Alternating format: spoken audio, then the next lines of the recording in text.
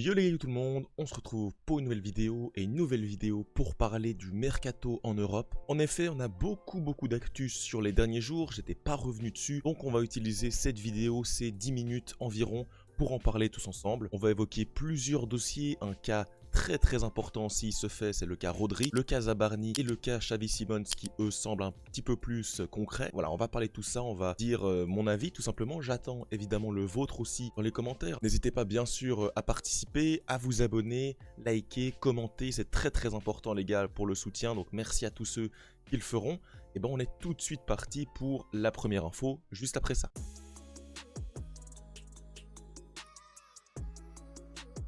La première info de cette vidéo, elle concerne Rodri. Je vous mets l'info à l'image. C'est une info de The Sun, bien sûr le journaliste tabloïd anglais. C'est connu quand même. Alors ils n'ont pas des infos tout le temps très fiables, mais quand même s'ils ont eu cet écho, c'est bien que le Real Madrid est intéressé. Le Real Madrid qui serait à la recherche d'un milieu de terrain un peu créatif. On avait entendu parler de Enzo Fernandez, on avait entendu parler de Caicedo, de Rodri. Il y a plein d'autres options, mais voilà, le Rodri semble la cible prioritaire et apparemment le Real serait prêt à envoyer plus de 115 millions d'euros, que ça soit cet été, même dans le futur, pour acquérir Rodri. C'est une info forcément qui me fait les gros yeux. C'est un joueur que j'adore, un de mes joueurs préférés en activité. Le fait qu'il puisse rejoindre le Real Madrid, bah franchement ça me fait pas du tout plaisir. Pourquoi? Parce que c'est le joueur parfait pour le Real. C'est un joueur qui manque cette qualité-là de passe, de vision de jeu, cette qualité technique à la relance, c'est exactement ce qui leur manque. Alors oui, certains vont peut-être parler de la somme qui est un petit peu chère, mais dans le profil, dans le besoin, c'est absolument parfait pour le Real. Maintenant, il y a quelques points négatifs. Le premier, c'est sa grave blessure. Il sort d'un an complètement out, il était sous croisé, très compliqué de revenir, on le sait. C'est un joueur qui est plutôt jeune, il a 27, 28 ans, il arrive dans la trentaine. Est-ce qu'il va réussir à s'en remettre? Probablement que oui, mais va-t-il retrouver son meilleur niveau? Ça, c'est quand même une interrogation, donc il va falloir faire attention à ça côté Rodri. Maintenant, côté Real, c'est une très bonne piste, on sait, c'est un club qui a de l'argent, c'est un club qui n'a pas de difficulté à envoyer des grosses sommes. Ils l'ont fait cet été, hein, sur Huysen, sur Mastantuono. C'est vrai qu'il manquait ce joueur. Rodri, on peut dire ce qu'on veut, c'est quand même le ballon d'or 2024. C'est un joueur qui a une énorme réputation, qui est beaucoup aimé et apprécié par absolument tout le monde dans la sphère football. Ça a l'air d'être un très bon gars. Donc franchement, si ce transfert se concrétise et que Rodri arrive au Real Madrid, que ce soit cet été ou dans un futur proche, et ben franchement, ça m'inquiéterait énormément. Quand on connaît la qualité du secteur offensif du Real Madrid avec du Bellingham, du Mbappé, du Vinicius, du Mastantuono, du Arda Güler, on savait, moi je le sais, quand je le dis dans les vidéos, si vous connaissez bien sûr la chaîne, vous le savez, le problème du Real Madrid, c'était le poste Toni Kroos, le poste Modric en forme.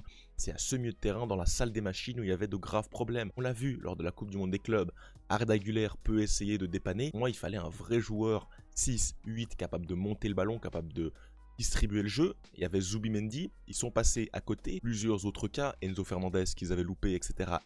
Se rattraper et récupérer le meilleur 6 du monde, et pourquoi pas un des meilleurs 6 de l'histoire, déjà, avec un ballon d'or, une Ligue des Champions, 5 premières ligues, ça serait un énorme coup de force. En plus, c'est un Espagnol.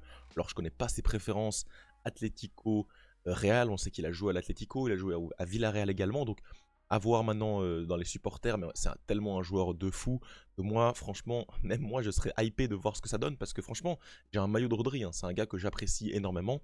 Maintenant, forcément, s'il va chez le rival, je serais obligé de lui souhaiter du malheur, mais franchement, les Madrilènes, vous pouvez être très satisfaits de cette info, parce que c'est une info de fou, clairement. Et nous, on passe tout de suite à la prochaine info.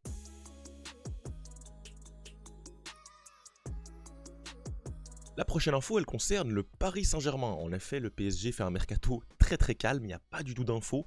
Même c'est assez inquiétant peut-être, mais apparemment quand même la seule info qu'on a eue, c'est bien sûr sur Ilya Zabarni. Elle serait de plus en plus concrète. Nasser serait rentré dans le dossier avec Luis Campos, avec le soutien de Luis Enrique qui est d'accord pour cette recrue, qui a envie de cette recrue. Bien sûr, central, droitier, on va pas présenter le joueur, vous le connaissez, assez solide, duel aérien, relance, pied droit, pied gauche, jeu long, très bon dans tous ces domaines-là, très jeune. Sauf que le souci, c'est qu'il est en première ligue et qu'il est à Bournemouth, qui n'a pas besoin d'argent. Ils ont déjà vendu Dean Huysen, ils ont vendu Kerkez très cher également à Liverpool. Ils n'ont pas besoin de vendre Ilya Zabarni. C'est pour ça qu'ils réclament énormément d'argent. Ils réclament environ 70-65 millions d'euros pour libérer le défenseur ukrainien. Le Paris Saint-Germain semble néanmoins aller dans cette optique-là, vouloir poser cet argent On sait, le PSG, c'est un club qui a énormément d'argent, que ça soit déjà par leur propriétaire, qui est déjà quasiment un puissant fonds, mais également par rapport aux recettes qu'ils ont eues, notamment grâce à la Coupe du Monde des clubs avec plus de 100 millions d'euros à la clé, et également la Ligue des Champions avec énormément d'argent voilà, qu'ils ont gagné. Donc ils auraient clairement les moyens de faire ce move. On le sait, Luis Campos, il est dans une optique de moins surpayer certains joueurs. On avait vu avec le cas Gvara, il avait attendu l'hiver. Est-ce que le Paris Saint-Germain va vraiment poser cette somme-là sur un défenseur central qui n'a pas non plus prouvé au plus haut niveau en Ligue des Champions?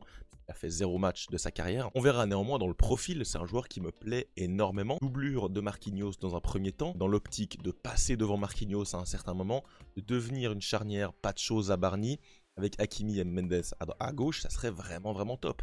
Donc pour le PSG, pour moi, c'est également une très bonne option. Maintenant, à voir le prix. Je n'irai pas jusqu'à 100 millions d'euros pour Zabarni.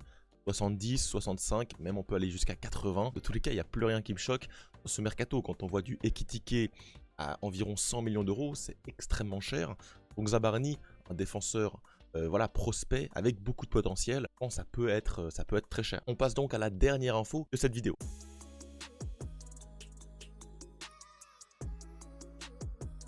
La dernière info, elle concerne un joueur qui revient énormément dans les mercatos, quasiment tous les mercatos, été, hiver, on parle de lui. C'est bien sûr Xavi Simons, le joueur du RB Leipzig, ancien joueur du Barça, passé par la Masia, il est passé également par le Paris Saint-Germain. C'est compliqué, il est passé par le PSV, il s'était relancé, il avait eu un gros transfert à environ 50 millions d'euros pour rejoindre de manière officielle le RB Leipzig, mais apparemment le joueur serait courtisé et aurait envie d'un départ, et apparemment Chelsea, eh ben oui, Chelsea, ils sont absolument sur tout le monde, et ils seraient également sur Xavi Simons, ils seraient déjà d'accord avec le joueur sur un potentiel contrat. Maintenant il reste à concrétiser avec le club à club, pour trouver un accord. Forcément ça tournerait autour de grandes sommes.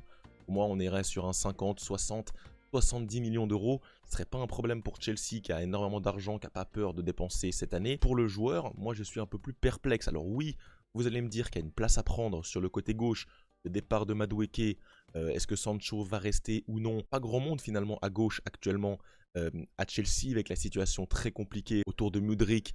Il y a quasiment personne à gauche, donc tu viendrais dans une animation avec Simons à gauche, Palmer, Neto et Joao Pedro en neuf, ça pourrait être très intéressant. Maintenant, voilà, le projet de Chelsea peut vite t'embourber. On a vu de nombreux joueurs arriver avec une grosse hype, des joueurs prospects, etc., qui finalement disparaissent un peu de la circulation, terminent dans l'équipe D qui joue la Conference League. Donc attention quand même, je suis pas sûr du choix de carrière. Maintenant, forcément, si le joueur veut plus de compétitivité que Leipzig, en difficulté ces dernières saisons, ils avaient fait un parcours totalement honteux en Ligue des Champions, ils avaient terminé dans les dernières places, ils n'avaient pas gagné un match. Forcément, si tu veux t'améliorer, il faudrait partir de cet environnement. Et c'est vrai que Chelsea joue la Ligue des Champions, joue la Première Ligue dans un milieu très compétitif, a une bonne équipe, jeune, un projet, donc ça peut s'entendre. En tout cas les gars, dites-moi tous vos avis dans les commentaires, ça m'intéresse énormément, on peut en discuter tous ensemble, et nous on se retrouve très rapidement pour de nouvelles vidéos. Avant de partir les amis, n'hésitez pas bien sûr à vous abonner, c'est très important pour la chaîne et son développement, et nous on se retrouve très vite. Ciao et Visca Barça.